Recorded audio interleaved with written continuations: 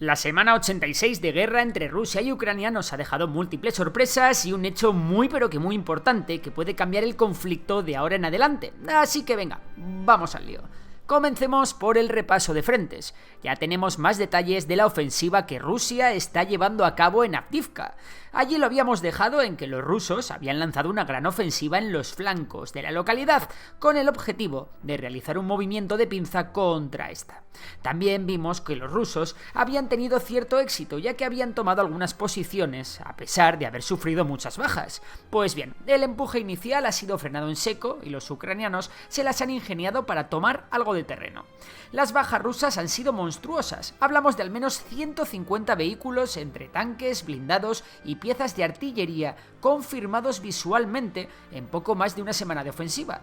Las bajas no dejan de llamar la atención, pero también hay que valorar que tras más de 4 meses de continua ofensiva ucraniana, los rusos han sido capaces de amasar una fuerza de estas características, y es que este tipo de interminables columnas acorazadas rusas no las veíamos desde la ofensiva invernal de Vuhledar. La situación también ha escalado en el eje Kupiansk-Liman. Allí los rusos también han incrementado el nivel de sus ataques. El objetivo en esta zona es acabar con las tropas ucranianas que defienden el frente para poder tomar Kupiansk y llegar al río Oskil. De momento no se han reportado grandes avances en la zona, pero la presión rusa durante esta semana ha sido muy intensa. Y tenemos una sorpresa en el frente de Oleski. Allí, según fuentes rusas, los ucranianos han vuelto a cruzar el río Dnieper. Sin embargo, en vez de hacerlo justo hacia Oleski como las otras veces, lo han hecho un poco más al norte y han logrado cruzar el río hasta las localidades de Poima y Pischanivka, dos localidades que están conectadas por carretera con Oleski y con Kozachi-Laheri. Siempre que hay un cruce de estos, decimos lo mismo, y esta vez no es una excepción. Una cosa es establecer una cabeza de puente al otro lado del río, fruto de una infiltración de elementos ucranianos en un agujero de las defensas rusas, y otra muy diferente es ser capaces de mantenerla cuando los rusos consigan reorganizarse y reaccionar. Donde ha ocurrido algo sorprendente es en Berdyansk, y es que el aeródromo de la localidad, que es el mayor aeródromo que tienen los rusos en territorio ocupado, fue alcanzado por una auténtica lluvia de misiles ucranianos que se cebaron con los helicópteros que estaban allí estacionados. Además, simultáneamente los ucranianos atacaron el aeródromo de Lugansk. Hasta aquí puede parecer todo normal, un nuevo ataque a una base aérea rusa más. Pues sí, pero no. El tema es que Berdyansk está muy lejos del frente, así que ¿cómo han conseguido los ucranianos llevar a cabo un ataque tan grande con tanta precisión? La respuesta está en los ATACMS. Por lo que parece, Estados Unidos habría suministrado ya algunas unidades de misiles ATACMS de largo alcance a Ucrania con capacidad para ser lanzados desde los HIMARS y con un rango de al menos 165 kilómetros.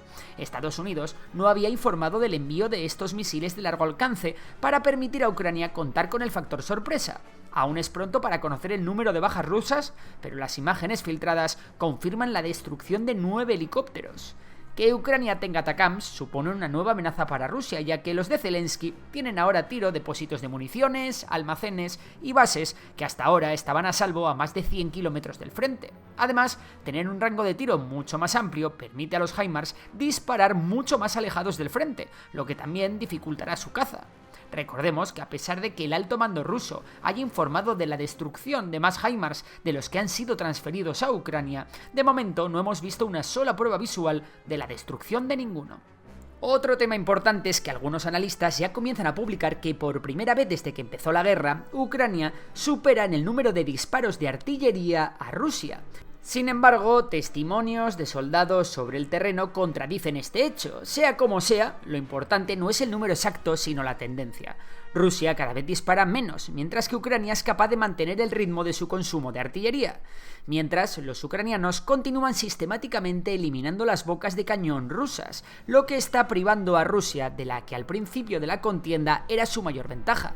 Además de todo esto, también hay que tener en cuenta que los ucranianos cuentan con un número mayor de municiones de precisión, lo que ahonda en la mala situación para la artillería rusa. Vistas estas estimaciones, ahora tiene mucho más sentido la reunión que tuvieron Putin y Kim Jong-un, ya que recordemos, Corea del Norte tiene un gran stock de munición de artillería. La semana pasada comentábamos que los finlandeses estaban rayados porque tenían indicios de que alguien había saboteado los cables submarinos que conectan Finlandia con Estonia y que tenían información de que los rusos habían estado pululando por allí. Pues bien, esta semana le ha tocado el turno a Suecia, quien también ha anunciado que los cables submarinos que conectan al país con Estonia también han sido saboteados. ¿Habrá respuesta de la OTAN ante ello? Según lo pactado en Madrid, en la cumbre de la OTAN, esto se debería considerar como un ataque directo al país. Así que bueno, y esto es todo por esta semana. Si te ha gustado el vídeo, ya sabes que puedes darle like, suscribirte y seguir a mis otros dos canales: Memorias de Tiburón, en el que hablamos de economía, y Memorias de Dolly, en el que hablamos de ciencia. Por lo demás, un saludo y hasta la próxima.